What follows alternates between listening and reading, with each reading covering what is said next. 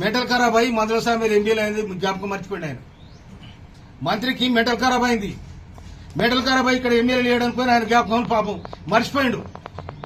అంటే వీళ్లకు ఎస్సీ నియోజకవర్గం అంటే లెక్కలేదన్నట్టు అహంకారం అన్నట్టు. ఎస్సీ నియోజకవర్గం అంటే అహంకారము.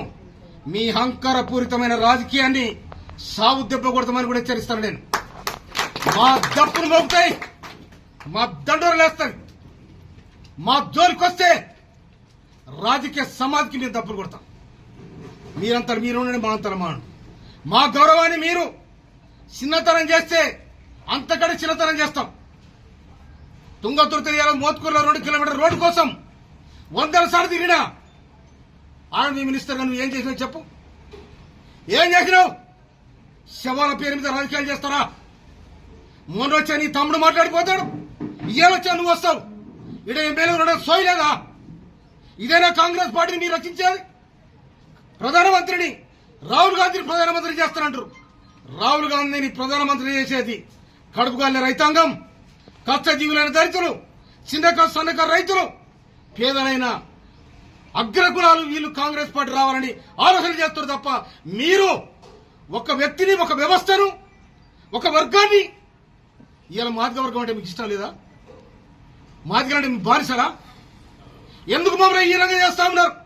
ఈ నియోజకవర్గం మీద మాట్లాడే అధికారులకు ఎవరిచ్చిండు? నాకెక్క లేకుండా నా నియోజకవర్గానికి అడుగు పెట్టద్దు అధికారులకు ఎవరిచ్చారు? ప్రోటోకాల్ లేదా నీకు? ప్రోటోకాల్ పాటించే బాధ్యత లేదా? నేను ముఖ్యమంత్రి రేవంత్ రెడ్డి గారిని మనవి చేస్తా ఉన్నాను. ఇదే తాగుద్దా? మీరు సమాధానం చెప్పాలి. పిసిసి అధ్యక్షుడు మహేష్ కుమార్ గౌడ్ గారికి నేను అప్పీల్ చేస్తా ఉన్నా, పార్టీ విధానం ఇదేనా?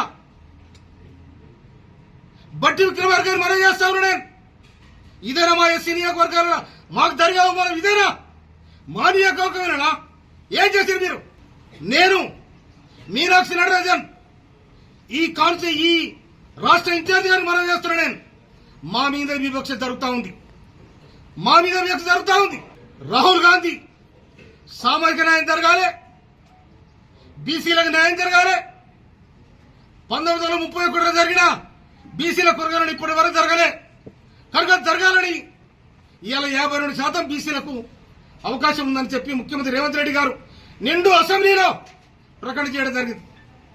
30-40 ఏళ్లుగా ఏబిసిడి వర్గం కోసం కొట్లాడుతున్న మానవాధికార మధ్య తేడా తీసేసి ఏబిసిడి వర్గీకరణ ఆగస్టు 2025 ఆగస్టు 1వ తారీఖు నాడు నిండు అసెంబ్లీలో ప్రకటించి ఏబిసిడి వర్గీకరణ చేసిన ఘనత ముఖ్యమంత్రి రేవంత్ రెడ్డి గారు దక్కింది.